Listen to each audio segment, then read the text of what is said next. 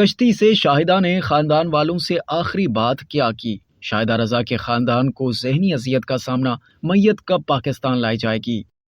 Italy کشتی حادثے میں جاں بحق پاکستان ہاکی کی سابق سٹار کھلاڑی شاہدہ رضا کے خاندان کو ذہنی اذیت کا سامنا ہے۔ ان کی میت کے لیے انتظار سے خاندان کو شدید صدمے کا سامنا ہے، جبکہ شاہدہ کی بہن سعدیہ کا کہنا ہے کہ میت موصول نہ ہونے کے باعث ہر گزرتا دن بوڑھی والدہ کے غم میں اضافے کا سبب بن رہا ہے۔ شاہدہ پاکستان ویمن ٹیم کی جانب سے انٹرنیشنل چیمپئن شپ 2012 اور 2013 میں حصہ لے چکی تھیں۔ انہیں اپنی ٹیم کا اہم کھلاڑی تصور کیا جاتا تھا۔ انہیں حالیہ برسوں میں کئی سانحات کا سامنا کرنا پڑا تھا۔ وہ اپنے 3 سالہ معذور بیٹے کے علاج کے لیے رقم اور مواقع کی تلاش میں تھی۔ شاہدہ کے خاندان نے بتایا کہ پاکستان میں ان کے پاس آپشن نہیں تھے۔ وہ اپنے بیٹے کو گھر پر چھوڑ کر گزشتہ برس قانونی طور پر ترکیہ پہنچی تھیں۔ شاہدہ کی بڑی بہن سعدیہ نے بتایا کہ وہ شاہدہ اتوار کی صبح کشتی حادثے سے تقریباً 1 گھنٹے قبل 6:30 بجے تک گھر والوں سے مستقل رابطے میں تھیں۔ شاہدہ نے مجھے بتایا تھا کہ وہ کشتی میں سوار ہیں اور بالکل خیریت سے ہیں۔ اتوار کو علی صبح اٹلی کے ساحل کے قریب ہی تارکین وطن کی کشتی حادثے کا شکار ہو کر تباہ ہو گئی تھی،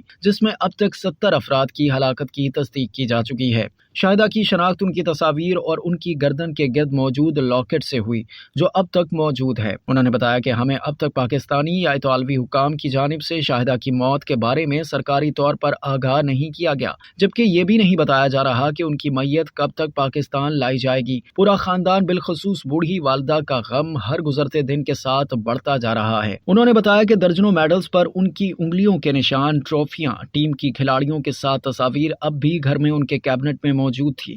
شاہدہ رضا کے ہاں بیٹے کی پیدائش کے بعد ان کی شادی ٹوٹ گئی تھی۔ وہ اپنے والد کے ساتھ رہائش پذیر تھیں۔ شاہدہ نے 2003 میں ہاکی کھیلنا شروع کی تھی اور 2019 تک انہوں نے اپنے پروفیشنل کیریئر کو جاری رکھا اور اس کے بعد کوچنگ شروع کر دی۔ ان کا تعلق ہزارہ برادری سے تھا اور تمام تر مشکلات کے باوجود انہوں نے اپنے پروفیشنل کیریئر کو جاری رکھا۔ اب تک کے لیے اتنا ہی۔ مزید جاننے کے لیے سبسکرائب کیجیے ڈیلی جنگ یوٹیوب چینل اور لائک کیجیے ڈیلی جنگ فیس بک پیج۔